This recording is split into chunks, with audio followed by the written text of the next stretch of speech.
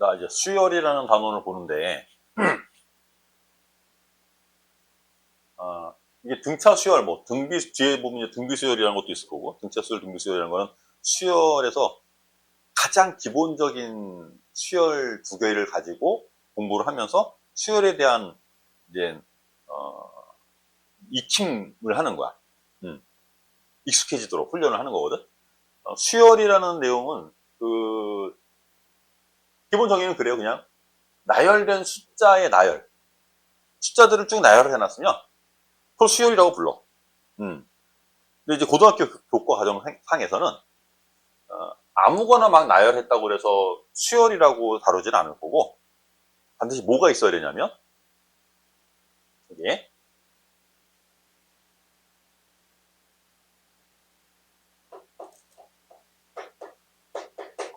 규칙성이 있는 수의 나열.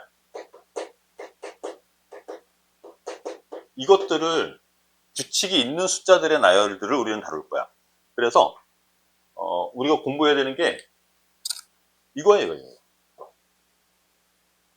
이걸 공부해야 되는 거야. 어떤 규칙을 가지고 있는지를 찾아내는 거지.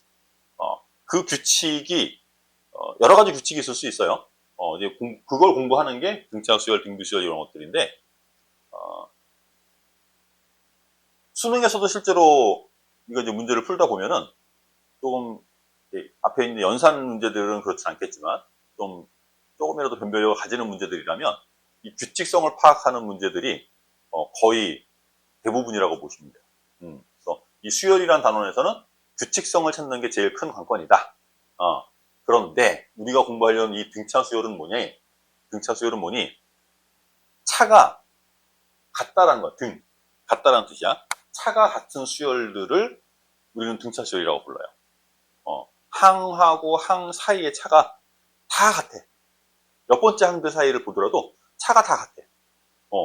그걸 우리는 등차 수열이라고 부르는데, 그런 것들을 이제 숫자들을 다 일일이 첫 번째 항부터 일일이 숫자들을 쭉 나열해서 쓰면은 그게 이제 수열이 되는 거거든.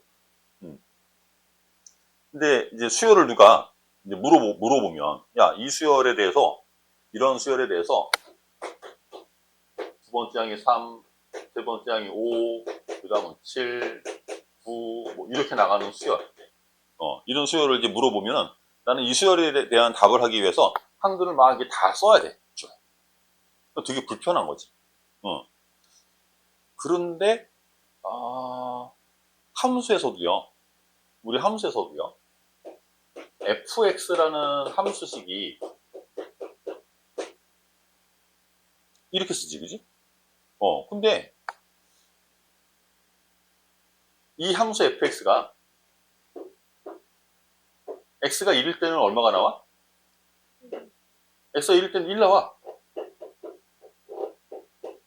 2 집어넣으면 2 집어넣으면 3이 나와. 그래서 x에 따라서 이 y 값이 정해지는, 함수는 그런 모습이었지. x에 따라서 y 값이 막 정해지는 거야. 얘는 1, 3, 5, 7, 9라는 이 숫자들이 순서에 따라서, 얘는 첫 번째 수, 얘는 두 번째 수, 얘는 세 번째 수 이러거든. 이 순서에 따라서 값이 정해져요. 근데 그 순서를 뭐라고 부르냐면 항이라고 불러. 항. 첫 번째 항 이렇게. 얘가 첫 번째 수, 두 번째 수 이런 게 아니고 첫 번째 항, 두 번째 항, 세 번째 항 이렇게 부르는 거야. 그래서 얘를 A1 이렇게 표현해. 얘는 두 번째 숫자니까 A2, 세 번째 항은 A3 이런 식으로 표현을 하는 거야. 되겠어? 그러면은 10번째 항은 뭐라고 써? A10 이렇게 쓰겠지. 됐지? 자, 함수에서 우리가 첫 번째 1이라는 x한테 1을 집어넣으면 1이 나오고 2 집어넣으면 3 나오고, 물론 이 사이에도 되게 많은 숫자들을 집어넣을 수 있는 거죠. 그래서 숫자들을 막 집어넣을 때마다 얘가 값을 막 가져. 그렇지? 얘도 여기다가 1 집어넣으면 1 나오고 2일 때 3 나오고 3일 때 5 나오고 이러거든? 얘랑 모습이 똑같지 않아? 여기다 1 집어넣으면 1 나오고 2 집어넣으면 3 나오고 3 집어넣으면 5 나오고 얘랑 똑같은 거 맞지? 다만 차이가 있다면 얘는 1과 2 사이에 무수히 많은 숫자를 더 집어넣을 수도 있는데 얘는 내가 집어넣으려는 숫자가 1, 2, 3 이런 거밖에 못 넣죠. 이건 항수를 나타내기 때문에 마이너스도 못 집어넣고 1과 2 사이에는 어떤 숫자도 못 집어넣어요. 하지만 얘랑 똑같은 범위. 범위를 생각해보면 얘는 쟤한테 집어넣을 수 있었던 자연수들을 다 쓸 수도 있고 자연수 이외에 음수도 집어넣을 수 있고 그죠? 정수 아니고 분수 막 이런 것도 집어넣을 수 있고 그러니까 얘가 훨씬 더 폭이 큰 놈이겠지. 얘가 훨씬 더 폭이 큰 놈이고 그 중에 자연수를 집어넣었을 때만의 모습을 따로 가져와 보면 얘가 되는 거야. 맞죠? 근데 우리는 얘를 숫자를 너무 많이 집어넣을 수 있어서 x가 1일 때는 얼마, 2일 때는 얼마, 3일 때는 얼마 이렇게 다 일일이 안 썼잖아. 일일이 다 안 쓰고 이렇게 퉁쳐서 쓰는 거잖아. 맞지? 얘가 0일 때도 구할 수 있고 마이너스 1일 때도 구할 수 있게끔 이렇게 일반화된 식, 함수식이라고 부르는 요 식을 가지고 이놈 전체를 퉁쳐서 이렇게 한 줄로 쭉 쓸 수 있었어요. 이런 식으로 얘도 이놈도 이거를 일일이 항마다 다 쓸 게 아니고 여기서의 fx에 해당하는 놈을 여기 갖고 와보고 싶은 거야. 여기서 변수가 누구지? x. 그래서 fx라고 쓰는 거거든. x에 대한 식 이렇게. 얘는 변수가 항수죠. 그죠? 첫 번째 항, 두 번째 항, 세 번째 항 이렇게 1, 2, 3이라고 하는 항수가 변수가 되는 거지. 그래서 그 놈을 그 항수 자리에는 우리는 임의의 x를 실수 x를 집어넣을 게 아니고 자연수만 넣을 수 있기 때문에 변수를 n이라고 부를 거야 이제. 자연수의 그 대표 이니셜이 n으로 쓰거든요. 그래서 이놈은 쭉 진행을 한다면 a, n 이렇게 쓰는 거야. 얘는 이 수열 전체를 나타낼 수 있는 대표적인 성격을 갖고 있는 놈이라고 볼 수 있어. fx의 함수식처럼 x한테 뭔가를 집어넣으면 값이 막 나오게끔 만드는 여기도 마찬가지. n 대신에 뭔가 숫자를 집어넣으면 n 대신에 1 집어넣으면 1이 나와야 되고 2 집어넣으면 3 나오고 3 집어넣으면 5 나오게끔 만들고 싶어요. 이해되겠어? 여기서는 변수가 x래. 여기서는 변수가 n이래. 문자만 바꿔 쓴 거네. 그러면 이렇게 나가는 수열에 일반항은 내가 뭐라고 적을 수 있을까? 얘랑 똑같다네. 변수만 x에서 뭐로 바뀌었어? n. 그러면 뭐라고 쓰면 돼? 2n 마이너스 1. 이런 똑같은 거 쓰면 되지. 그래야 n 대신에 숫자를 집어넣으면 똑같은 놈이 나오겠지. 식이 같은 거야. 근데 변수만 x에서 n으로 바뀐 거야. 오케이? 졸려 죽겠어? 얘를 찾는 게 우리가 해야 될 일인 거야. 이거를 지금처럼 함수랑 비교해서 이렇게 바로바로 읽어내라는 게 아니고, 그러면 이제 규칙을 발견해서 이걸 쓰라는 거거든? 규칙을 통해서 얘를 발견해내라는 건데, 이때 얘를 우리가 뭐라고 부르냐면, 일반항이라고 불러요. 이놈을, 임의의 n번째 항, 임의의 항이라고 해서, n 대신에 3을 집어넣으면 3번째 항이 되기도 하고, 10을 집어넣으면 10번째 항이 되기도 하고, 이런 이놈을 일반항이라고 불러. 일반화된 항이라고 생각하면 돼. fx랑 똑같은 역할을 하는 거야. 함수식과 똑같은 역할을 하고요. 수열을 나타낼 때 항에 번호를 붙여서 A1, A2, A3, 땡땡땡, AN 이런 식으로 표현을 하는 건데 요 n번째 항을 임의의 항이라고 해서 일반항이라고 부릅니다. 되죠? 여기까지 이해되겠지? 우리는 숫자들이 이렇게 나열되는 모습들을 볼 거고 또는 이런 숫자들이 나열되는 걸 우리가 찾기도 할 거고 우리는 이 수열이라는 놈을 다루기 위해서 얘를 다룰 거예요. 항상. 규칙성을 찾아서 AN 찾는 게 제일 먼저 할 일이야. 수열에 대한 일반적인 얘기는 이제 마무리했고요. 이제 구체적으로 이제 등차 수열이라는 것부터 들어갈 텐데 가장 기본적인 규칙을 갖는 수열이거든요. 등차 수열이라는 게. 자, 등차 수열은 여기는 이렇게 표현해놨어요. 첫째 항부터 차례대로 일정한 숫자를 더해서 만든 수열이다 이렇게 표현을 했어. 요 표현대로 보자면 이 수열은요. 첫 번째 항에 얼마를 더해서 두 번째 항이 됐지? 2. 여기서 얘기하는 더해서 만든 수열, 이 더한 수가 2라는 거야. 그러면 다음 번째에도 똑같이 2를 넣어서 다음 번장에 나와야 되고 또 여기에 2를 넣어서 다음 번장에 나와야 돼. 되겠지? 그걸 등차 수열이라고 부르겠대. 그래서 선생님은 얘를 정의를 이렇게 숫자를 더해서 만든 수열이라고 표현을 안 하고 같은 얘기이긴 한데 이 제목에 따라서 제목이 등차 수열이라고 그랬거든. 그러니까 차가 같은 수열이라는 뜻이에요. 선생님은 얘를 항들 사이에 위에다 적을까? 등차 수열. 항들 사이의 차가 일정한 수열.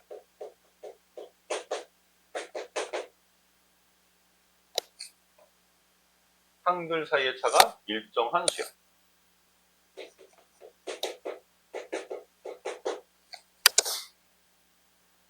그 일정한 차를 우리가 뭐라고 부르냐면 걔를 공차라고 불러요. 같은 차라고 해서 공차. 여기서는 더해지는 수라고 불렀는데 말뜻 자체가 차예요. 차. 항들 사이의 차가 일정한 수열을 우리는 등차 수열이라고 부를 거고 항들 사이의 차가 일정한 수열, 걔를 등차 수열이라고 부를 거고 그 일정한 차를 공차라고 부를 겁니다. 일정한 차를 공차라고 부를 거예요. 자, 지금부터 수열을 다루는 가장 기본적인 어떤 모양을 보여줄 텐데 이 과정을 먼저 이해를 하고 매번 문제 풀 때마다 선생님이 보여주는 과정을 쓰는 건 아니에요.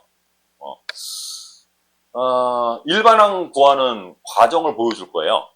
근데 이 정의를 그대로 쓸 거야. 항들 사이의 차가 일정한 값을 갖는데 항들 사이의 차가 일정한 값을 갖는 데서 맨 처음 놈 보는 게 두 번째 항에서 첫 번째 항 빼는 거겠지. 맨 처음 나오는 차는 얘겠지. 에헤 정신 차려야 되는데 돌면 안 돼. 얘가 어떤 숫자를 가져. 이 D라고 이제 숫자로 쓴 거야. 이건 상수예요, 그냥. 이 D가 일정하게 나와야 되는 거지. A3에서 세 번째 항에서 두 번째 항을 뺄 때도 얘가 나와야 되고요. 네 번째 항에서 세 번째 항을 뺄 때도 얘가 나와야 되고요. 이런 식으로 쭉 가서 어디까지 쓰냐면 여기 N 나올 때까지 쓸 거야. 이렇게. 얘도 당연히 D여야겠지. 자, 지금 쓴 이 과정을 뭐라고 부르냐면 축차 대입이라고 불러.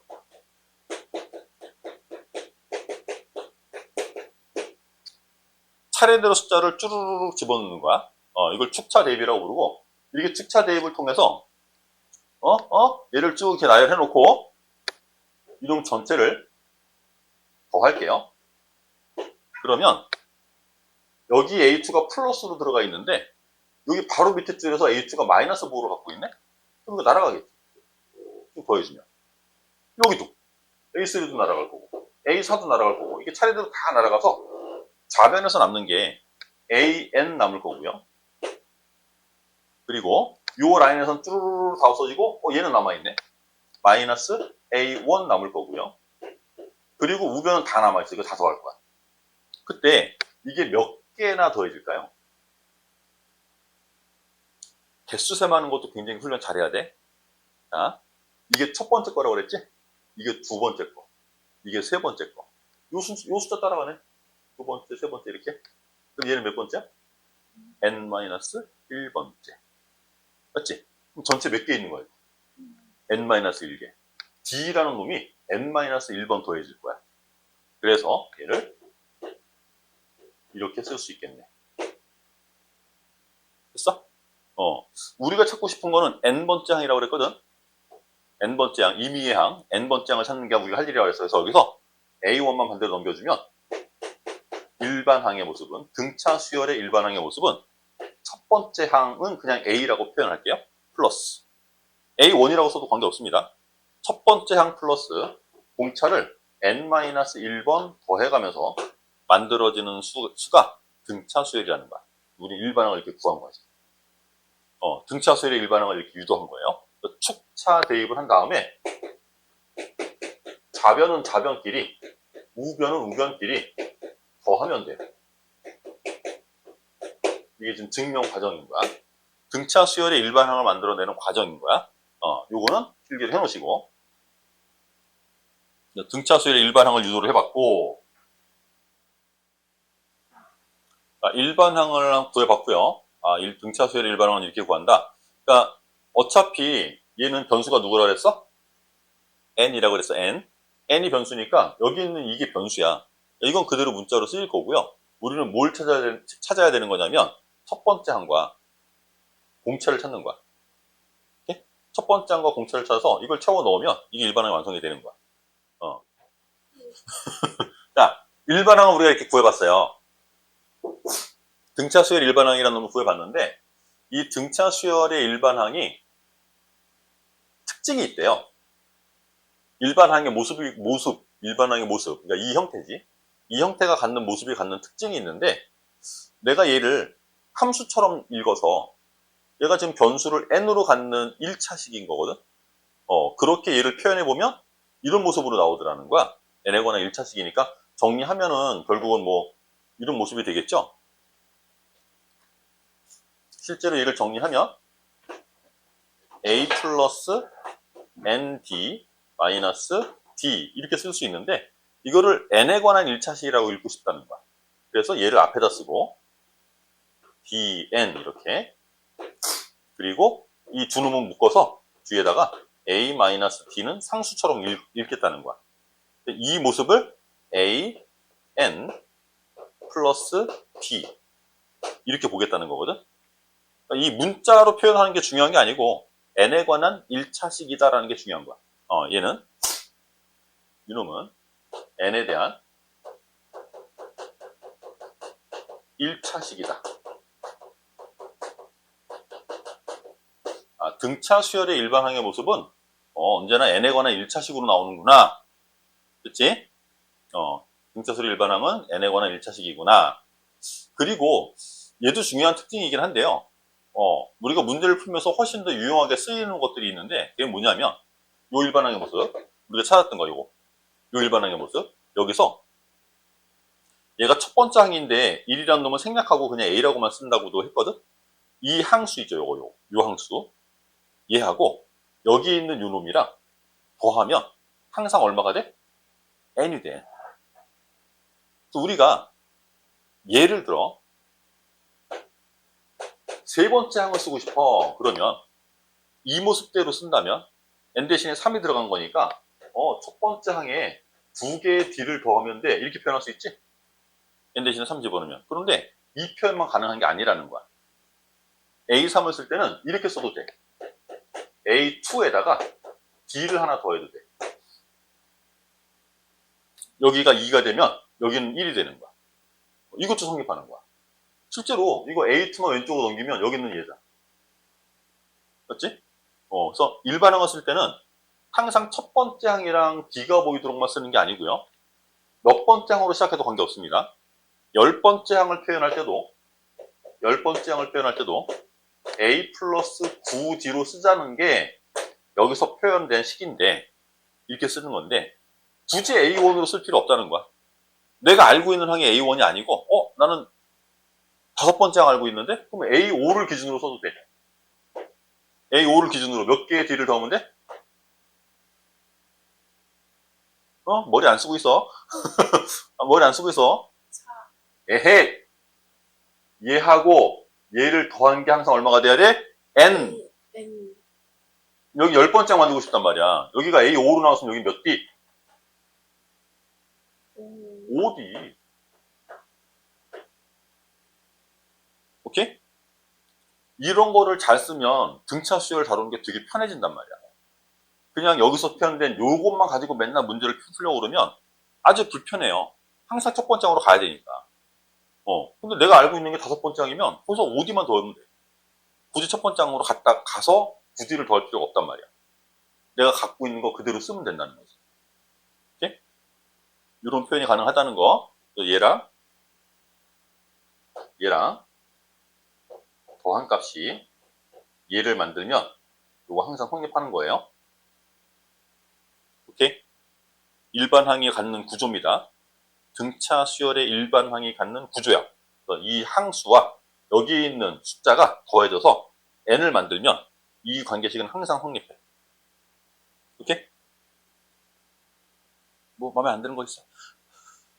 자, 이게 등차수열 일반항의 모습이고요. 그 다음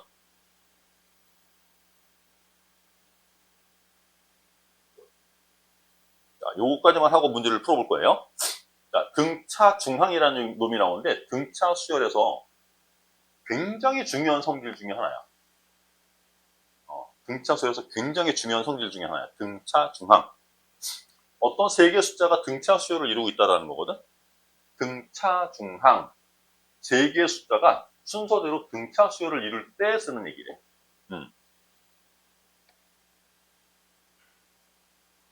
등차 중항이 무슨 얘기인가 한번 써볼게요. 세 개의 숫자가 등차 수열을 이룬다고? 그래서 A, B, C 이게 세 개의 숫자가 등차 수열을 이루어 등차 수열을 선생님은 뒤에 이렇게 쓸 거예요. AP라고 약자로 쓸 거야. 등차 수열 이렇게 다섯 이게 네 글자 적기 싫어서 이렇게 A, B, C라는 세 개의 숫자가 차례대로 등차 수열을 이루고 있으면 이때 이 가운데 항을 등차 중항이라고 부르는 거야. 이 가운데 항을. 그래서 이 B가 A랑 C와 연관해서 어떤 성질을 갖는지를 공부하는 건데 이렇게 세 개가 등차 수열이라면 이 가운데 놈을 기준으로 이 앞에 있는 애는 공차를 하나 뺀 거겠지. 이게 등차 수열이라며. 세 개의 숫자가 등차 수열을 이룬다며.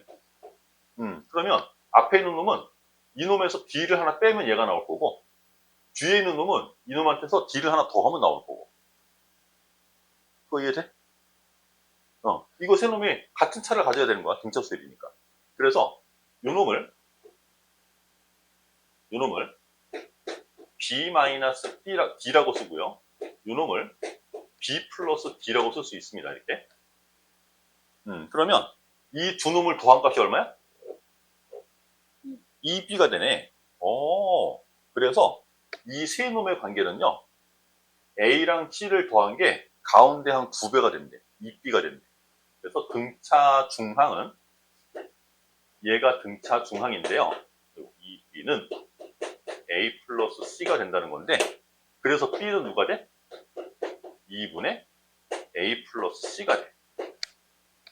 근데 이거 새로운 이름으로 우리가 등차 중항이라고 하면서 배운 내용이긴 한데 실제로는요. 이미 앞에서 다 공부해서 알고 있는 내용이다. 이 좌표 잡을 때도 이 세 개 숫자가 어떤 두 놈이 있는데 이 한 가운데 점을 찍을 거야. 한 가운데.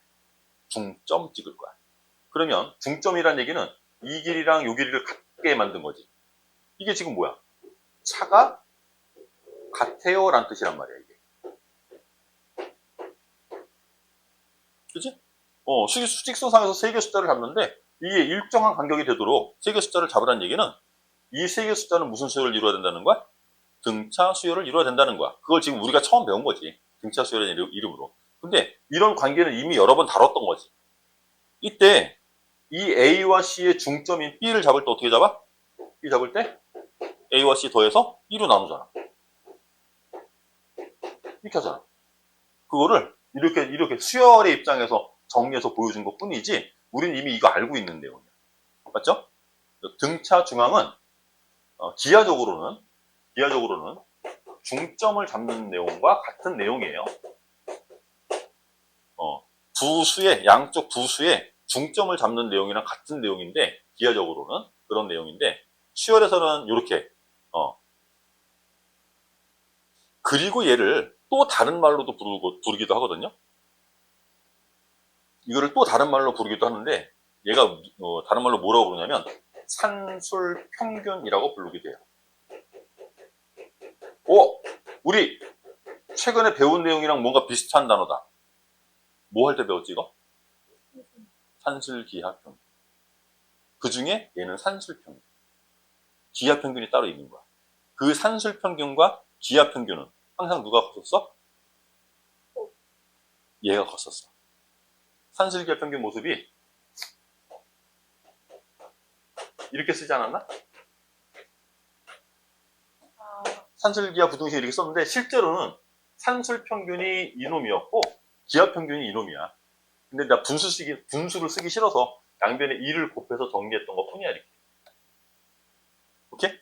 그래서 이 모습이 요 모습이 산술평균의 모습이고 얘는 기하평균의 모습인데 산술평균과 기하평균은 항상 산술평균 쪽이 커. 그리고 같을 때도 있는데 같을 때는 언제? 언제 같다고?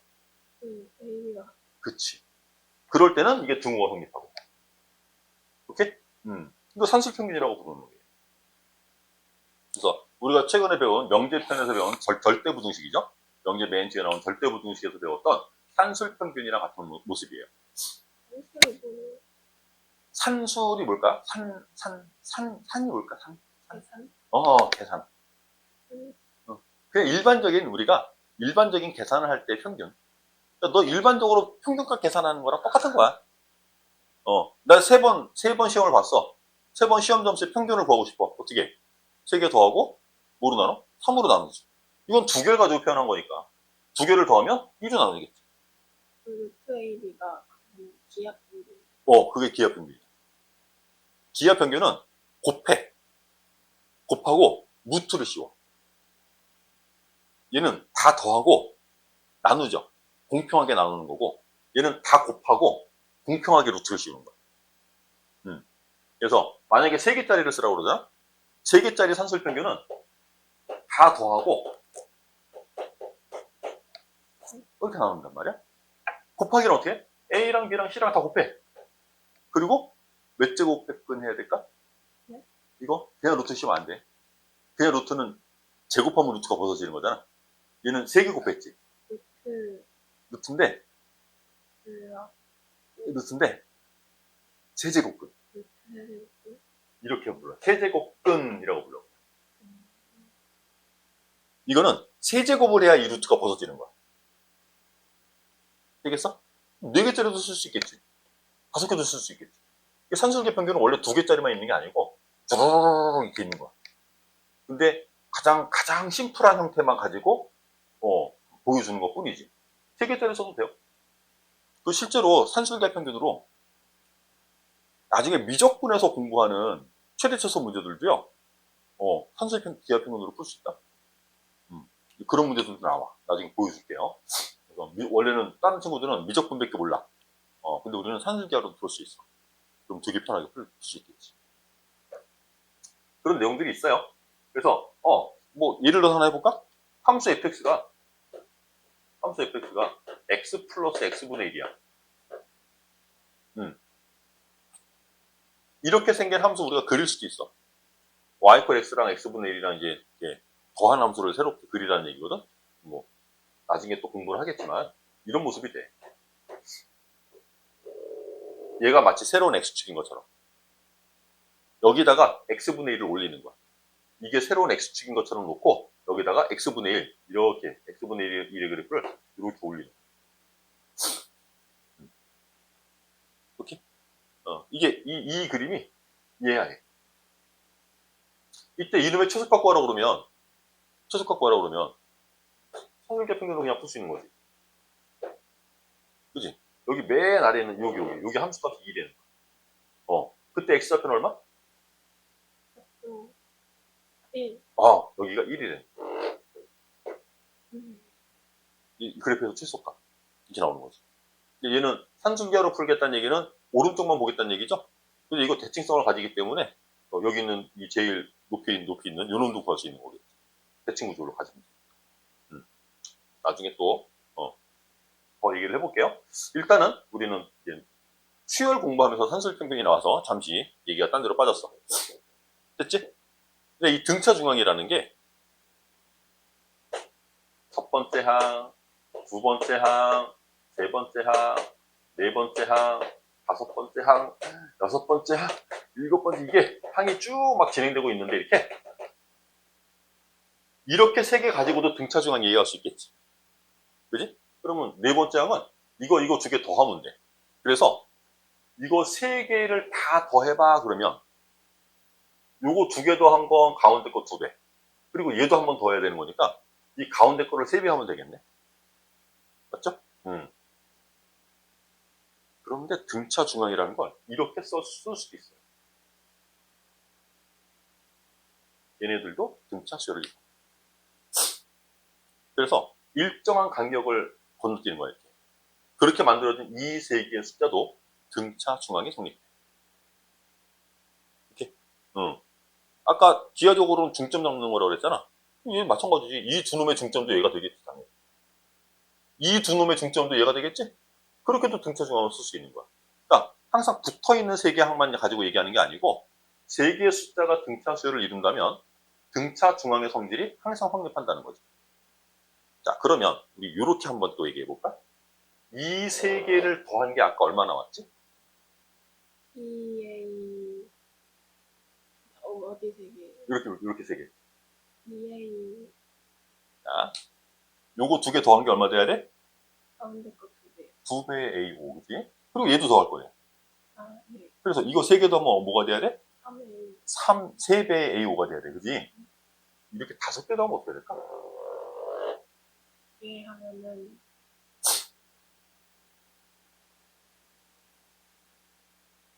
5A 5A5. 가운데 거 5배. 돼? 그럼 이렇게 7개 더하면? 7A 등차 수열을 이룰 때 그 숫자의 합은요, 걔가 개수가 홀수계라면 항상 가운데 거의 항의 개수. 그래서 1, 2, 3, 4, 5 이거 더해봐. 얼마? 15 그렇게 되는 거야. 가운데 거 5배. 무슨 말인지 알겠어? 이렇게 등차 중앙이 실생활에서도 이렇게 쓰일 거고요. 그리고 이 합이라는 계산은 우리가 나중에 다음 시간에 공부를 할 거거든요. 합 구조를 만들 때 지금 얘기한 이걸 그대로 쓸 거야. 등차 중앙의 성질을 그대로 이용해서 합의 구조를 만들 거예요. 오늘은 이제 일반항 구하기만, 지금까지는 일반항 구하기만 언급을 했고요. 자, 그런 내용들을 가지고 문제들을 바로 보러 가면 되나요? 봅시다. 자, 일단 우리가 공부한 내용을 조금 표현을 해놓고 문제를 볼게요. 일반항을 구했어요. 그죠? 등차 수열일 때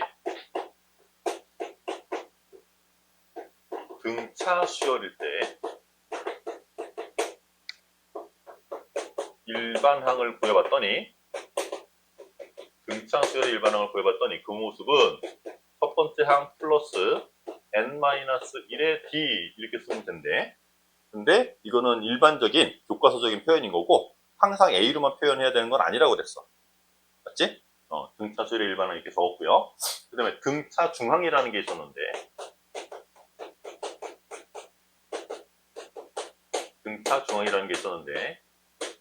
가운데 항이 2분의 a 플러스 c로 만들어진다는 거. 그치? 이 정도 내용이에요. 우리가 현재 학습한 내용이 정의들까지 다 일일이 쓰진 않을 거고. 자, 대표지 1번.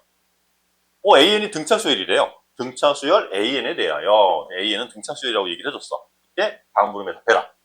첫 번째 보니까 첫째 항을 알려줬고요. 공차를 알려줬네. 그럼 우리 일반항 쓸 수 있겠지. 그치? 첫 번째 놈의 일반항 A에는 첫 번째 항이 마이너스 2고요. 플러스 n-1에 D 공차는 3이래요. 이게 일반항이야. 여기다 이제 n 대신에 막 숫자를 집어넣으면 특별한 항들을 구할 수 있는 거지. 딱 지정된 항들을 구할 수 있는 거지. AK를 구하면 19가 돼야 되는데 여기다가 n 대신에 K를 집어넣으면 이게 19가 나올 거래. 집어넣으면 되지 뭐. AK는 마이너스 2 플러스 K-1에 3 이거 정리하면 3K 마이너스 3 마이너스니까 마이너스 5 이렇게 나오겠죠? 정리하면 근데 그게 19가 돼야 되는데 19 따라서 3K는 마이너스 5가 넘어가서 플러스 5로 바뀔 테니까 24가 되겠다. 그래서 K는 얼마? 8이야 이렇게 구할 수가 있는 거지. K 값을 구해라. 8. 됐지? 자, 두 번째. A3은 5, A7은 17 이렇게 줬어요. A3을 우리가 일반항 공부한 대로 적어보면 A3은 첫 번째 항 플러스 잠시만요. 3은 첫 번째 항 플러스 이 항수와 얘를 더한 게 3이 나와야 돼. A 1 플러스 몇 D? 5 이 항수와 얘를 더해서 3이 나와야 된단 말이야. 이 얘기가 그 얘기잖아. 얘랑 더해서 n이 돼야 돼. 오케이? 아까도 처음에는 안 익숙할 수 있어. 근데 이거 신경 안 써도 돼. 우리 이거 안 쓸 거야. 우리 더 쉬운 거 쓸 거야. 우리는 더 쉬운 거 쓸 거야. 구조는 알아야 되니까 계속 강조하는 거야. 두 번째 조건이 H를 물어봤어요. 그럼 H는 어떻게 쓰면 될까? A1 플러스 A6 6D. 됐어?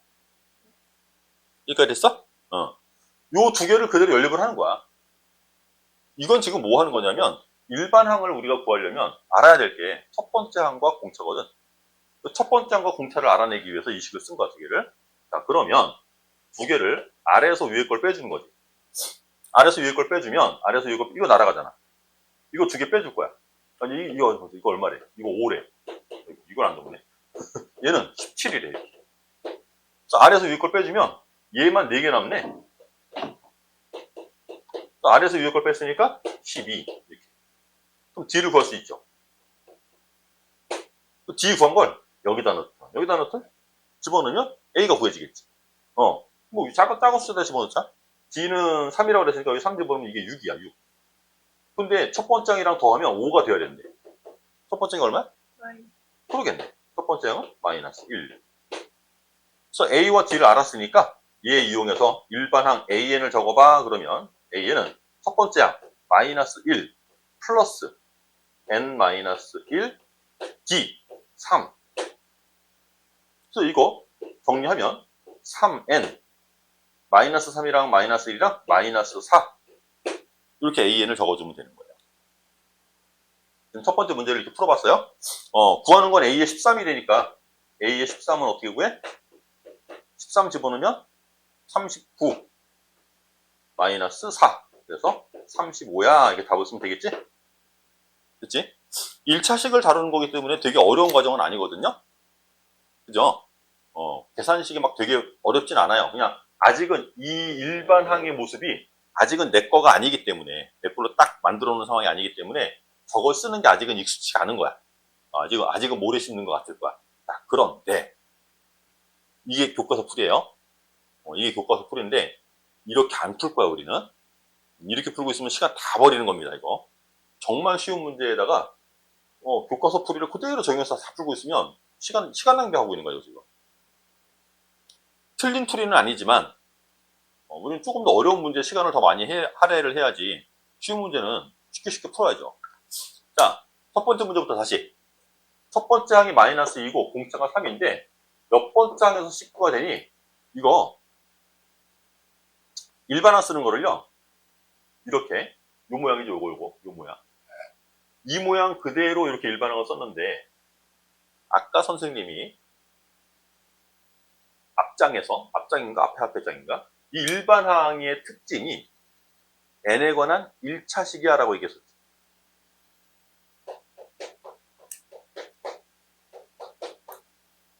이렇게 쓸 수 있다고 그랬지. 난 쟤를 바로 가려고 해.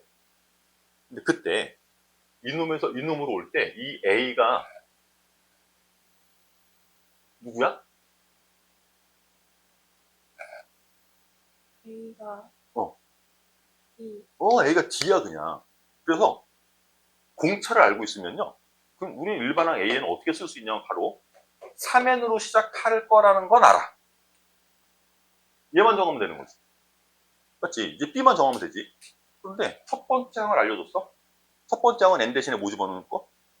N 대신에 첫 번째 항은 N 대신에 얼마 집어넣어야 돼? 마이너스 자, 10번째 항은 N 대신에 뭐 집어넣는 거야?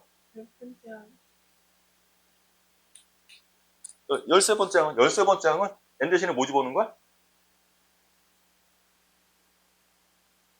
너 얘가 일반항이라고 그랬잖아. 네. 10번째 항 구하고 싶으면 N 대신에 뭐 집어넣으면 돼? 네? 그래. 13번째 항은 N 대신에 2개 집어넣으면 되는 거야. 그럼 첫 번째 항은 N 대신에 뭐 집어넣는 거야? 네? 1 집어넣는 거야. 여기다가 2를 집어넣으면 마이너스 2가 나와야 되는 거야. 여기다 1을 집어넣는데 마이너스 2가 나와야 된다고? 지금 얼마 필요해? 이렇게 일반항을 바로 쓸 수 있는 거야. 그게 19가 되도록 만들어가는 거지. 이해되겠어? 무슨 말인지 이해가? 또 우리는 이 일반항의 구조가 항상 첫 번째 항부터 시작해야 돼. 그렇지 않다고 그랬지? 그렇지 않아도 된다 그랬어. 그래서 요 두 개의 값을 가지고 일곱 번째 항을 세 번째 항을 기준으로 쓸 수 있어요. 플러스 뒤에 얼마 있으면 될까? A, E, A가 아니야. 자, 요 항수하고 요 놈하고 더한 게 n을 만들면 된다 그랬어. 여기다 내가 몇 D라고 쓸 거거든? 몇 D가 필요해? 얘랑 더하면 7이 나와야 돼. 4D, 여기에 4D가 있으면 돼. 세 번째 항과 일곱 번째 항 사이에는 공차가 4개 필요하다는 뜻이야, 이거.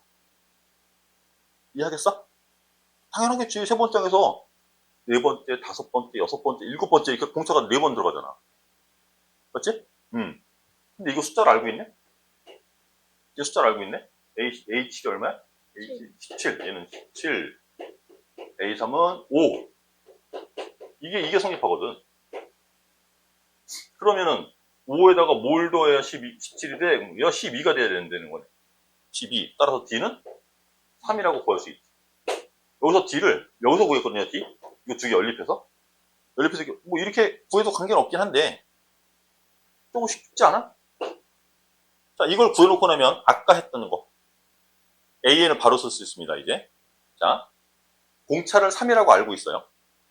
그러면 나는 AN을 뭐라고 쓸 수 있냐면, 3N으로 시작하는 것까지는 알 수 있는 거야. 그리고 알고 있는 항이 두 개나 있어. 세 번째 항은 5가 되고, 일곱 번째 항은 17이 된다고 알고 있어요. 짱 껐어. 세 번째 항은 5라고? 그럼 여기다가 3 집어넣으면 5 나와야 돼. 맞지? 3 집어넣으면 5 나와야 되는데, 뒤에 얼마 필요해? 이렇게 일반항을 바로 쓸 수 있는 거야. 이해하겠죠? 등차 수열의 일반항을 쓰는 훈련을 지금 계속하고 있습니다. 얘를 그대로 써도 되지만, 일반항에서 우리가 공부한 요 구조가 일반항의 형태인데, 저걸 그대로 써도 되지만, 저걸 고지고대로 쓰는 게 아니고, 이놈이 가지는 구조를 이해하는 거야. 얘가 가지는 구조가, 얘랑 더하면, 이 n이 나온다는 거야, 이 n. 그게 일반항의 구조예요. 그래서 세 번째 항을 가지고 일곱 번째 항을 표현하고 싶으면 여기 4D가 필요한 거야.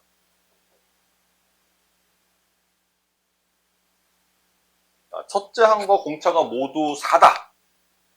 일반항 AN을 적을 거야. 첫째 항과 공차가 모두 4다. 그러면 일반항 적는 모습 이걸로 써볼까? 이걸로? 첫 번째 항이 4래니까 4 플러스 n-1에 공차 쓰면 돼. 공차도 4래. 이렇게 쓰면 되죠. A와 D가 다 4라는 거니까. 이거 정리하면 되죠. 그러면 4n 나올 거고, 여기 마이너스 4 나올 텐데 얘랑 만나서 없어지네. 끝. 됐지? 이렇게 써도 되고, 아니면 공차가 4n 수열이 되니까 우리는 4n으로 시작하면 돼. 근데 첫 번째 항도 4래며 여기다 1 집어넣으면 4 나와야 되는데 1 집어넣으면 그냥 4 나오는데 끝. 이렇게 일반항 써도 되는 거고. 어쨌든 일반항은 4n이라고 구할 수 있겠죠? 근데 몇 번째 항에서 32가 되니? 이게 n 대신에 뭘 집어넣으면 32가 되니? 8. K는 8. K가 8. 끝. 됐다 싶지? 자, 이제 드디어 로그. 자. 두 번째 항은 이런 모습을 가졌고, 여덟 번째 항은 이런 모습을 가졌어. 두 개 항을 보여줬는데, 우리는 여덟 번째 항을 표현할 때, 두 번째 항을 기준으로 쓸 수도 있어요. 몇 D가 필요해? 그렇지. 6D가 필요해. 등차 수열이니까 이런 관계식 만들게 될 거거든? 이때 A8을 얘를 가져다 쓰라는 거죠. 로그 3을 밑으로 하는 128 이렇게 쓰라는 거지. 그리고 이 두 번째 항은 로그 3을 밑으로 하는 2 이렇게 쓰라는 거지. 그리고 뒤에 6D, 그래서 D를 구할 건데, 이런 숫자들을 어떻게 다룰 거냐, 이제 이건데, 로그가, 지금 여기 2라는 숫자하고 요 128이라는 숫자하고 뭔가 관련성이 있는 앤데, 지수. 지수, 어떻게 표현돼요, 얘가? 2에 어, 8제곱. 2의 8제곱이 128이야. 이야. 잠시만. 2에 음, 24. 2의 거듭제곱 외워. 네. 7제곱. 그래, 7제곱이다. 우린 얘를, 이놈을, 로그, 밑이 3이고요. 진수가 2의 7제곱인, 이렇게 바꿔 쓸 수 있는 거지? 그냥 이거는 지수 표현으로 바꾼 거야. 아직은 로그 성질 하나도 안 쓴 거야. 이때 로그 성질 들어가는데, 진수의 지수는 앞으로 던질 수 있지. 맞아? 그래서 얘는 7배의 로그 3을 밑으로 하는 2라고 쓸 수 있어요. 이 얘기는 얘가 얼마인지는 모르겠는데 이거랑 똑같은 게 몇 개 있다는 거야. 7개가 여기서 더해주고 있다는 거야. 왼쪽에서. 근데 여기 오른쪽에 이거 하나 있는데 얘 넘겨오면 5가 되나요? 6. 요거 계산하면요. 얘를 계산하면 좌변에 6 로그가 남고요. 얘는 뭔지 몰라. 난. 그냥 어떤 숫자 x라고 생각해도 돼. 6x가 있는 거야, 왼쪽에. 그리고 그게 얼마가 되는데? 6d가 된대. 이거 뭐야? 얘가 얘네. 그치? 공차가 얘래, 그냥. 공차 알았고, 10번째 항을 뭐라고 쓸 거냐고? 우리 또 일반항 구해야 되는 거지? 이거는 AN을 구해놓고 나면 N 대신에 10만 집어넣으면 되는 거니까. 그죠? AN을 구할 거야. 근데 공차는 알았어. 첫 번째 항만 구하러 가면 되네? 그래서, AN을 구할 건, A2 쓰자. A2를 쓸 건데, A2는 첫 번째 항에다가 공차를 한 개만 더하면 되죠. 맞죠? 그러니까 A2가 뭐라고 써 있는 거냐면, 로그 3을 밑으로 하는 2이고요. A1이 아직 뭔지 모르고요. D가 얘래. 로그 3을 밑으로 하는 2래. 그럼 A1이 얼마야? 0이야. 따라서 AN이라는 애를 우리는 첫 번째 항은 0이니까 쓸 필요 없고, 아니 공차를 알고 있으니까 공차부터 쓰자. 로그 3을 밑으로 하는 2 곱하기 n 이렇게. 그리고 n 대신에 1 집어넣으면 뭐 나와야 돼? 0 나와야 돼. 첫 번째 항 0이라고 그랬잖아. 첫 번째 항 0이라고 그랬잖아. 여기 n 대신에 1 집어넣으면 0 나와야 돼. 그럼 뒤에서 똑같은 게 하나 빠지면 되네.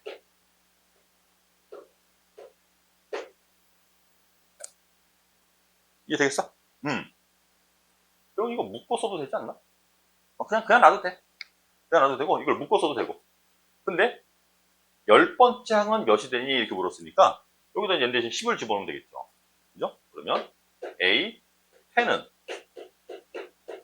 이거 로그 3을 밑으로 한 2로 묶어내면, A, n-1의 로그 이렇게 쓸 수 있죠? 그죠? 그래서 10번째 항을 구하라고 그러면 9개의 로그 3을 밑으로 한 2가 되는 거겠네. 이거를 이런 모습으로 써달래. 이런 모습으로. 앞에 이 숫자가 없어야 되네. 그럼 이거는 여기서 얘가 이렇게 앞으로 넘어간 것처럼 거꾸로 앞에 있는 숫자는 위로 올라갈 수도 있거든. 얘를 이렇게 위로 올리는 거야. 이렇게 위로 쓱 올리는 거야. 그러면 로그 3을 밑으로 하는 2의 9제곱 이렇게 쓸 수 있는 거네. 나보고 구하라는 K가 이거죠? 이거. K가 이거죠? 2의 9제곱이 얼마? 510. 그렇지. K는 512가 되는 거야. 됐어? 로고 조금 기억나? 문제 풀 때 썼던 건 기억나겠어? 그래서 앞에서 공부했던 걸 계속 기억을 하고 있을 수는 없어. 분명히 잊어버려. 근데 이렇게 뒤에서 공부하면서 로고가 계속 나오는 거야. 또 지수도 나올 거야, 계속. 삼각함수도 나올 거야. 나올 때마다 계속 반복하면서 이렇게 연산하는 걸 계속 훈련을 해야 돼. 그래서, 개수편 앞에서 공부했던 지수, 로그, 삼각함수 이런 연산들이 나올 때마다 이게 이거 뭐였지? 기본 정리, 기본 성질들 다시 한번 반복해서 학습하면서 이렇게 숙지해놓고 있으면 되는 거예요. 됐죠? 대표제 1번과 1-1번을 하나 풀어봤고, 등차 수열 AN. 이번에도 등차 수열. 우리 아직 뭐 공부한 게 등차 수열밖에 없으니까, 등차 수열만 나오겠지. 자, 등차 수열 AN에 대해서 첫 번째 항은 마이너스 30이고, 공차가 4래요. 이거 일반항, 이제 쉽게 구해보자. 일반항 쉽게 구해보자. AN은 공차가 4인 놈이니까 4인으로 시작하면 돼, 이렇게. 근데 1 집어넣으면 마이너스 30 나와야 된대. 여기다 1을 집어넣으면 마이너스 30 돼야 된대. 지금 얼마 필요해? 이렇게 쓰면 이게 일반항이 되는 거야. 이 모양으로 쓰는 것도 괜찮긴 한데, 얘가 훨씬 빠를 거예요. 자, 일반항 우리 이렇게 쓸 수 있었는데, 얘가, 언제 처음으로 양수가 되니, 이거 n 대신에 1 집어넣으면 음수 나온 거지, 음수. 그리고 계속 숫자를 더해가면서 나올 거기 때문에 숫자가 조금씩 커질 거거든? 커지다 보면 언젠가는 플러스로 넘어올 거라는 얘기야. 그게 언제냐는 거지. 처음으로 양수가 되는 항은 몇 번째 항이니? 이렇게 물었어. 이걸 우리는 식으로 표현하면 돼. 얘가 일반항이야. 그죠? 몇 번째 항인지를 구하라는 얘기는 요 n을 나보고 정하라는 얘기지. 그래서 이게 얘가 n 대신에 뭘 집어넣으면 이게 플러스가 되는지를 묻는 거 맞아? 우리가 구할 수 이거. 그냥 이거 구하는 거야. 별거 없죠? 언제 처음으로 양수가 되니? 이거 플러스로 놓으면 돼. 34 넘어가고 4로 나눠주면 딱 떨어지진 않거든요? 딱 떨어지진 않고요. 얘를 만족하는 n을 찾으면 되는 건데, n은 자연수 값이거든. 항수라서, 그지? 자연수, 얘를 만족하는 자연수 찾으면 돼. 얘는 대략, 뭐 정확하게 계산 안 해도 돼. 4, 8, 32인가? 8점 얼마 되겠네. 그거보다는 큰 자연수 찾으래. 얼마? 9. 내가 찾으려는 n 값은 9. 몇 번째 항인지 구했습니다. 풀이 딱 3줄.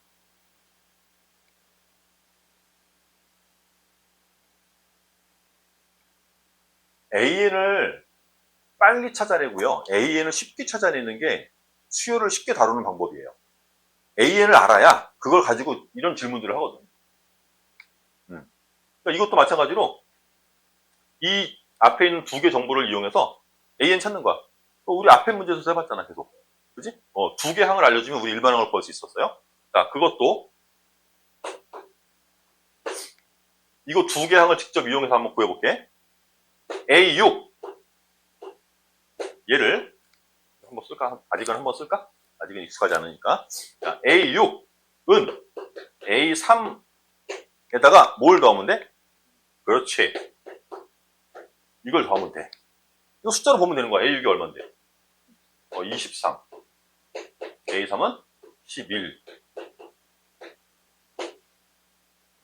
그죠? 그러면 얼마가 필요한 거야? 이거 12가 필요하네. 11한테 12만큼이 더해져 얘가 될 거 아니야? 얘가 12란 얘기잖아. D가 4인 줄 알았어요. 그리고 작은 항을 만들어. 세 번째 항을 실제로 만드는 거야. 세 번째 항은. 세 번째 항은 첫 번째 항 플러스 몇 개? 8. 다시 8. 2기. 그래서 8. 근데 세 번째 항이 11이라면서. 그럼 A는 얼마가 돼야 돼? 첫 번째 항과 공차를 구했어. 됐지? 그리고 일반항을 적으면 이거 근데 안 구해도 되는데. 그냥 쉽게 가기로 했으니까. 공차 구했죠? 그럼 우리 일반항 구할 때 어떻게 한다고 그랬지? 이렇게 쓴다고 했어. 앞에서는 첫 번째 항을 알려줬으니까 n 대신에 1을 집어넣었거든. 근데 지금은 첫 번째 항을 몰라요. 그럼 세 번째 항 알잖아. 그럼 3 집어넣으면 되지. 여기다 3을 집어넣으면 얼마가 돼야 돼?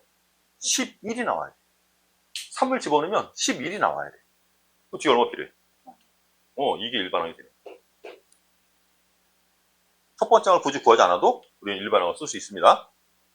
됐죠? 자, 일반항을 이렇게 구했는데 얘가 언제 99보다 작아지니? 이대로 쓰면 되지. 얘가 언제 99보다 작아지니? 실제로 우리가 풀어야 되는 부등식은 1차 부등식이야. 1차 부등식이야.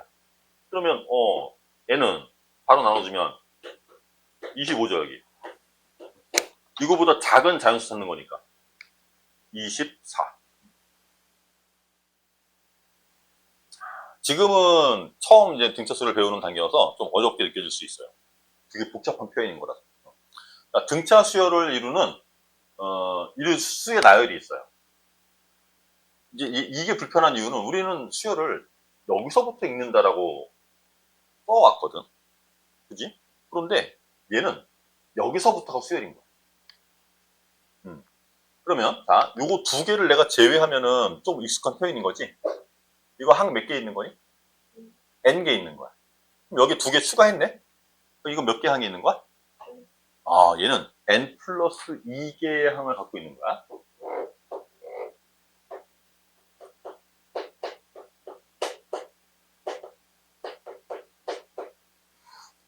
N 플러스 2개의 항을 갖고 있는 수열이 있어요. 근데 이거 공차가 7이래. 공차가 7이래. 야, 숫자를 알고 있는 게 지금 우리 얘하고 얘잖아.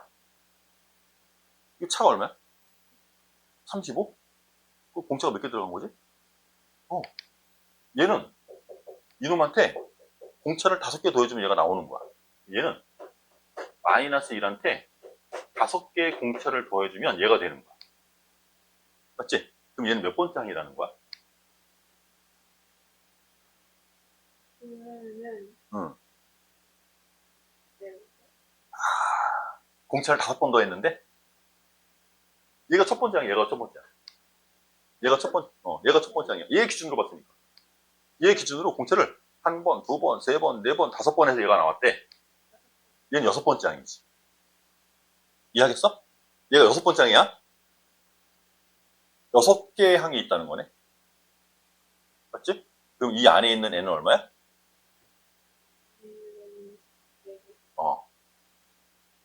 자연수 n의 값을 구해라. 4. 이해되겠어? 안에 있는 일반 항은 직접 안 구해도 돼요, 우리는. 알고 있는 숫자 2개만 가지고 있으면 요 사이에 공차가 몇 개 들어가는지 그런 것만 카운트할 줄 알면 되는 거야. 자, 이제 노골적인 걸 물었어요. 똑같은 문제입니다. 1번과. 7이 있고 47 사이에 7개의 숫자를 더 넣을 거야. 1개, 2개, 7개를 더 넣어서 총 9개의 항을 적은 거야, 지금 여기. 이렇게 표현된 거지. 등차 수열을 만들 때 이 수열의 공차를 구해라. 이것도 자. 여기서 일로 갈 때 공차 1개 필요할 거고, 여기서 일로 갈 때도 공차가 1개 필요할 거고, 이렇게. 맞지? 그러면 공차가 총 몇 개가 들어갈까? 이 얘기거든? 자, 얘가 첫 번째 항이고요.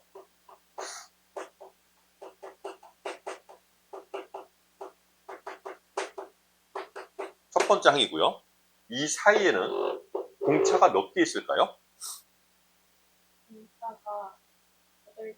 일로 가면은 1개, 여기까지가 2개, 여기까지가 7개, 여기까지 8개. 그치? 어떻게 세는지 알겠어? 이렇게 볼 때 이 숫자를 보면 돼. 1개. 여기 또 1개 있는데 여기서부터 여기까지는 2개. 그럼 여기서부터 여기까지는 7개. 여기까지는 8개가 되겠지. 여기 공차 8개 들어가는 거야.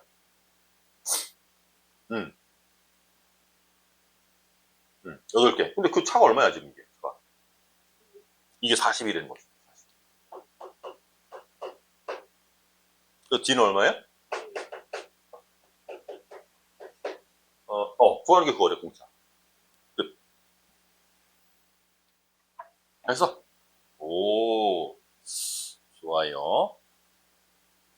잘하는 것 같아. 여기 n개 숫자를 넣어서 만든 등차수를 이렇게 적었을 때, 이 안에 공차 몇 개 들어가? N 플러스. 그렇지, n 플러스 1개가 들어가. 그 n 플러스 1개의 공차가 24가 된다는 거지. 그지? 공차가 3이래요. n 플러스 1개의 공차? n 플러스 1개의 공차가 n에? 3 곱하기 n 플러스 1이 되는 거잖아. N 플러스 1이에요. 공차가 n 플러스 1개 되는 거 아니야? 항의 개수가 여기서부터 여기까지 n개. 2개 더했으니까 n 플러스 2개 항의 개수는. 여기서부터 여기까지는 공차가 몇 개 있어야 돼? N. 그지? 여기는 공차가 n 플러스 1개가 있어야 돼. 항수는 n 플러스 2개. 항수는 n 플러스 2개인데 공차는 n 플러스 1개가 들어가야 돼. 그러니까 이놈과 이놈의 차 24가 n 플러스 1d가 돼야 돼. 그치? 그래서 공차가 3이라고 그랬으니까 3 집어넣으면 3 곱하기 얼마가 있어야 만들어? 8. 쟤는 7. 이렇게 구할 수 있겠지? 할 수 있겠죠? 자, 또 비슷한 얘기. 1과 4 사이에 14개의 숫자를 만들 거야. 14개의 숫자를 더 집어넣을 거야. 그러면 항이 모두 몇 개 있는 거야? 항이 모두 16개. 그럼 이놈과 이놈 사이에는 공차가 몇 개? 15. 15개.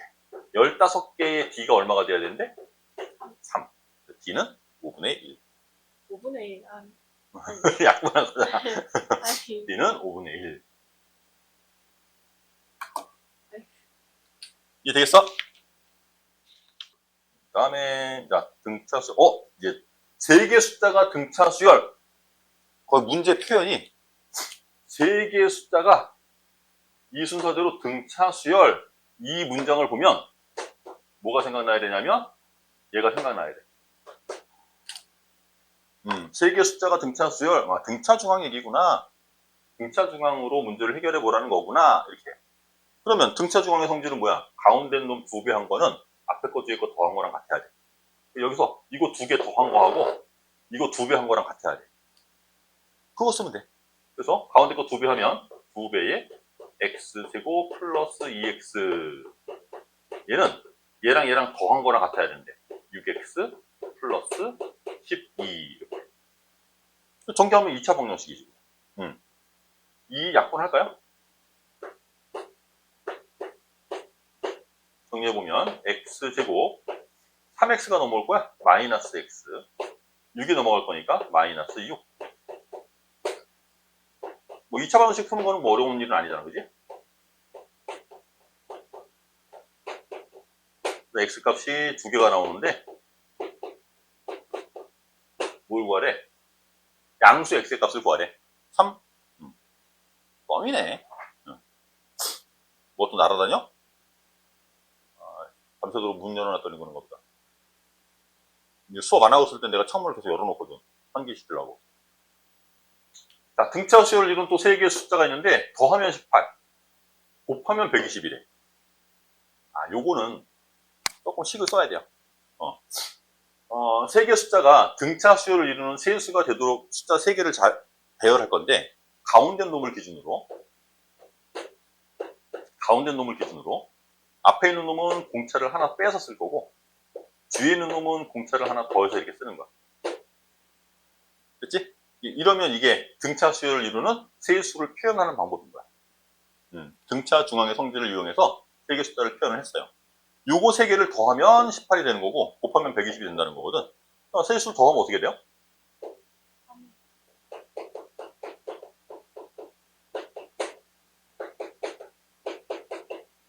A가 바로 나오네. 그죠? A가 나왔으니까 이거 다 이제 6으로 쓰면 돼. 6. 그러면 이제 세수의 곱을 표현하라는데 얘는 6 곱하기 6 마이너스 D 6 플러스 D네. 그러면 얘는 120이 돼야 된대. 그럼 양변 6 나눠주면 20.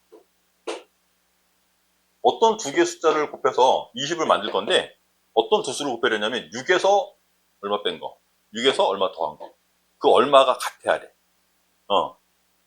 20을 만드는 숫자 중에 그런 게 있을까? 6 기준으로 6에서 예를 들어서 6에서 뭐 1을 뺀다고 해볼까? 4? 4를 빼? 4를 빼? 4를 빼면은 2. 4를 더하면 10. 되네. 딱이네. D가 얼마야? D가 4. D가 4? D가 4. 되겠어? 구하는 건 3개 숫자의 제곱의 합을 구하려는데, 이제 3개 숫자 결정됐잖아. 얘는 2, 가운데 항이 6, 제일 큰 놈이 10, 이런 3개 숫자에 제곱해서 합을 구하래. 그래서 제곱 제곱, 제곱. 이건 100이고, 4, 36, 더하면 40, 140. 이래가 구하려는 값이 되겠죠. 등차 중앙 문제, 또 2개였습니다. 또, 오른쪽 거 또 풀어보시고. 아, 등차 수열의 합. 두 가지 공식을 쓸 거래요. 두 가지 공식을 기억하라는데, 이거는 이제, 누누이 얘기하지만, 사회 과목에서 어떤 지명을 외운다든가, 사람 인물을 외운다든가, 이름을 외운다든가, 이런 것처럼, 달달달달달 외워봐야, 금방 까먹고 또 없어져. 만들어지는 구조를 알아야 돼. 그게 더 중요한 거야. 이 공식은 백날 외워봐야, 한 2, 3일만 안 쓰면 까먹을걸? 외우는 것 자체가 중요한 게 아니야. 얘가 어떻게 만들어지는지를 잘 이해를 해야 돼. 그게 되게 중요한 거야. 근데 그거를 초등학생이 만들었어. 어? 이거를요? 초등학생 정도의 아이가 있는데 학교 선생님이 이제 수업을 하다가 수업을 하기가 좀 귀찮아갖고 애들한테 문제 내놓고 좀 쉬려고 야! 1부터 20까지 더해봐! 그리고 이제 앉아서 쉬려고 딱 앉으려고 그러는데 애가 손 번쩍 들더니 선생님 얼마예요? 라고 얘기하는 거야. 근데 그게 답이야. 유승이 이거 외우고 있었나 혹시? 우연히? 아 그래? 그러면 한 번 더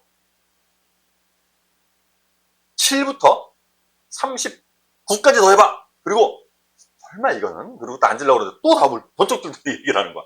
그게 또 답이야. 그 가서 들여다보니까 얘가 이상하게 계산을 하고 있는데 그게 수학적으로 아주 놀랍게 성립을 하는 내용이었던 거지. 진짜예요? 진짜로. 그래서 이 사람의 사고 과정은요, 일반인들이 따라갈 수가 없어요, 사실은. 그 애가 누구? 가우스. 이 가우스 아저씨의 사고 과정은요, 나는 이 가우스 아저씨는 외계인일 거라고 짐작을 해. 지구인은 아닐 거야, 아마. 이 가우스 아저씨는 일반인이 생각하는 이 사고의 범주를 벗어나는 일들이 되게 많아요. 가우스 기호 있지. 가우스 X 이렇게 가우스 치면은 1.2를 넣든 1.3을 넣든 다 얼마로 취급하자는 거야? 1로 취급하자는 거야. 우리는 그런 사고를 못 했거든.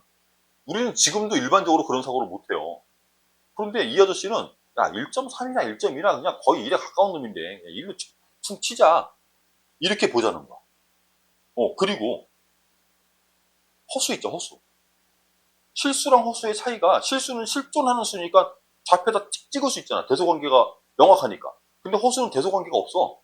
허수는 좌표 평면에다 못 찍어. 그게 일반적인 이론이거든?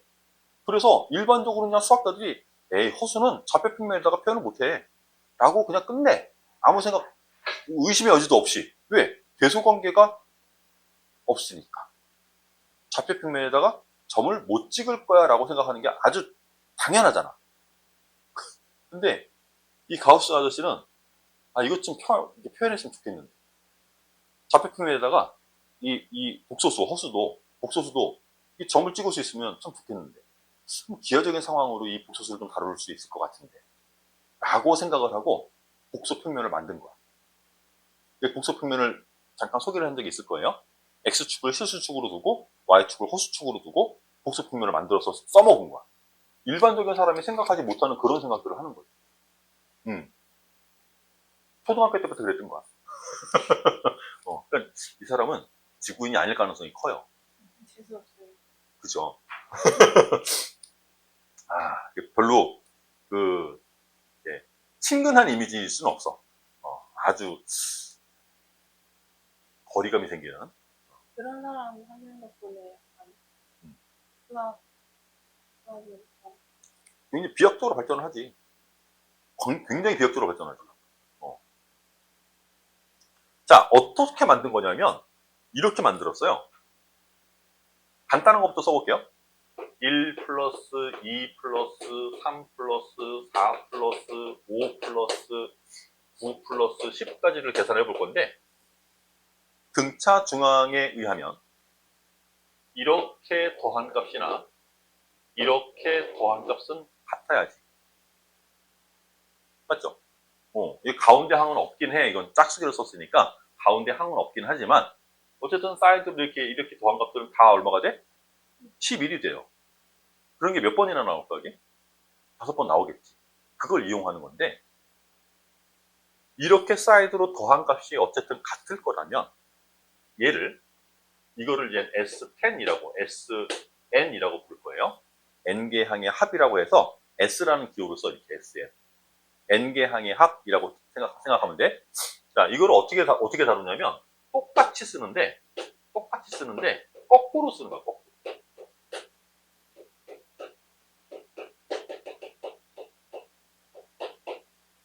그러면, 분명히 이 합하고 이 합은 같다고 그랬으니까, 이 세로 줄의 합은 다 같은 놈이겠네. 맞죠? 다 더해주면 2배의 SN을 구한 거거든? 2배의 SN이 총 10개 항에 첫 번째 항과 마지막 항을 더한 결과랑 같아요. 그치? 그래서 SN을 어떻게 구할 수 있냐면 2분의 10, 1 플러스 10 이렇게 구할 수 있는 거예요. 자, 이거를 이제 숫자로 안 놓고 A1, A2, A3 이렇게 놓고 이제 일반화 시킬 거예요. 똑같은 과정을 거칠 겁니다. 이 위에를 숫자로 두는 게 아니고 A1, A2, A3, 땡땡땡, AN-1번째 항, N번째 항. 그거를 거꾸로 적는 거야. AN, AN-1, AN-2, A2, A1 이렇게. 그러면 이거 다 더하면 첫 번째 항이랑 마지막 항 더한 이 모습이 똑같이 계속 여러 번 나오겠지. 그지? 모습 표현은 다르지만 어쨌든 결과는 얘랑 같겠지. 그게 몇 번 있어? N번 있어. N 곱하기 첫 번째 항 플러스 마지막 항 이렇게 쓰는 거야. 그래서 얘가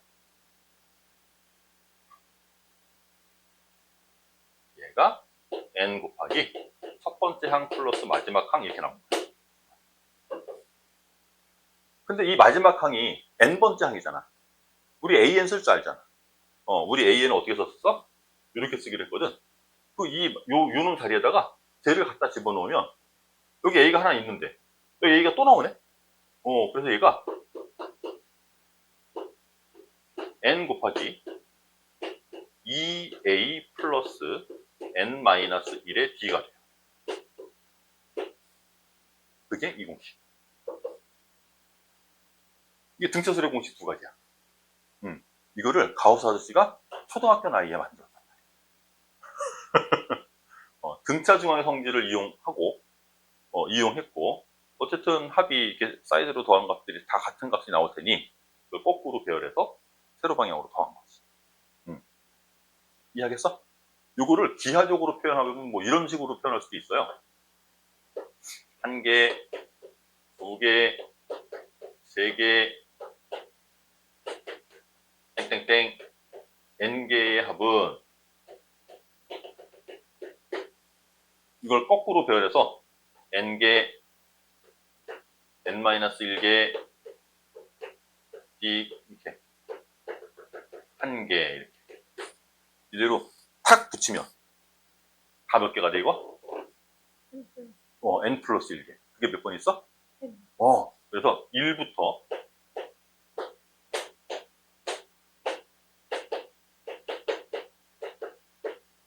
1부터 n까지 합은요 2분의 n 곱하기 n 플러스 1.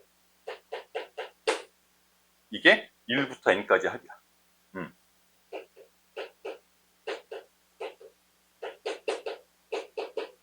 이것도 등차수의 합인 거죠.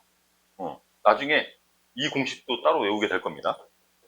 따로 외워서 쓰게 될 건데 이게 기하적으로도 합의 모습을 볼 수 있는데 수열로 표현하니까 이런 모습인데 이거 함수로는 몇 차식이라고? 1차식. 등차 수열은? 등차 수열의 일반항이 n에 관한 몇 차식? 1차식. 그래서 함수에서도 x에 관한 1차식이야. 그래서 좌표평면에 x에 관한 1차식을 하나 주고 이거 이만큼 여기까지 더해봐 이거 면적 구해봐 뭐 이렇게 물어보면 윗변의 길이가 1인 놈으로 막대기를 더 만드는 거지. 그러면 요거 거꾸로 뒤집어서 위에다가 하나 더 뒤집는 거지. 그러면 요 놈이 얘랑 같은 거고, 요 놈이 얘랑 같은 거고. 그래서 여기 첫 번째 얘는 이놈 길이랑 같은 거고. 그래서 요 직사각형 면적 구해서 절반 딱 나누면 돼요. 이해되겠어? 무슨 얘기인지? 이런 문제들도 나올 수 있는 거야. 그래서 수열 문제들은 일단 수열에 대한 성질을 우리가 학습하고 배우고 익히고 해야 되는 거니까 수열로 표현을 많이 주긴 할 거야. 그런데 함수로도 표현을 할 수 있어요. 함수로 주는 문제들도 함수처럼 이렇게 보여주는 거야, 문제를. 그러면 이거 뭐야? 수열인데 왜 함수 F로 쓰지? 왜 F로 쓰지? 그거 이상한 일 아닌 거야? 되게 자연스럽게 그렇게 문제를 줄 수 있어요. 처음에도 잠깐 언급을 했는데 이 얘기만 하고 마무리할게요. 우리가 함수를 얘기할 때 우리 함수 배운데?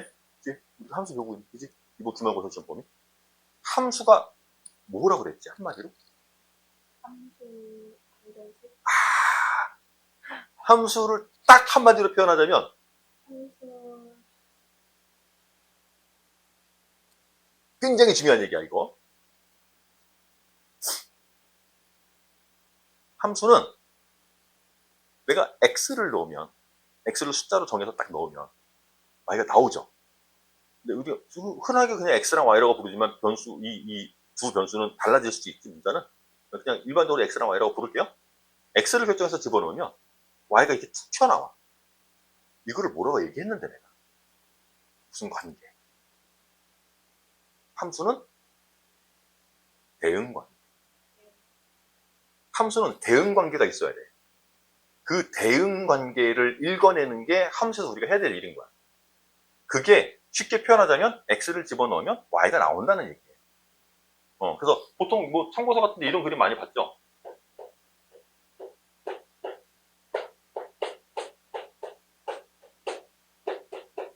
이런 그림 많이 보지 않았어? 이게 함수의 역할인 거야. x를 집어넣으면 y가 나와. 결정해서. 대응관계를 우리가 함수라고 부른다. 그래서 두 변수의 대응관계. 이때 두 변수는 숫자의 범위가 어떤 범위? 실수. 실수에서의 대응관계를 얘기하는 게 함수야. 그래서 걔를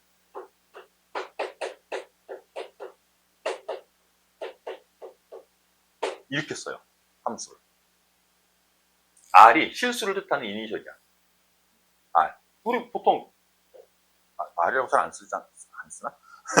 R이 실수를 뜻하는 변수예요. 자연수는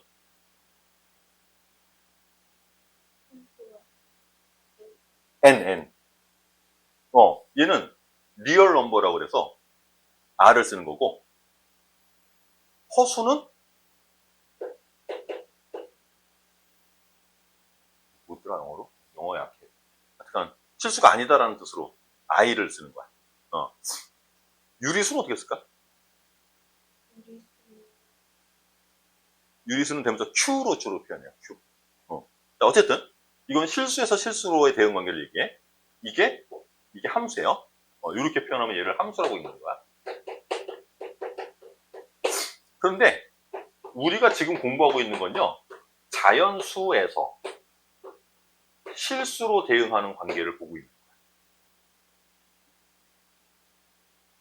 변수가 다 뭐라고? 여기 들어갈게.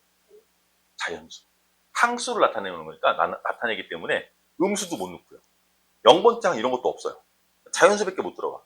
그러니까 변수가 자연수 범위에서만 정의가 돼. 근데 자연수를 집어넣었을 때 이 값은 유리수가 나올 수도 있고, 뭐 무리수가 나올 수도 있고, 실수 범위에서 나올 수 있거든. 그래서 정의역이 자연수이고 공역이 실수인 이런 대응 관계가 수열인 거야. 그래서 이 수열은 이 함수 덩어리의 극히 일부분인 거지.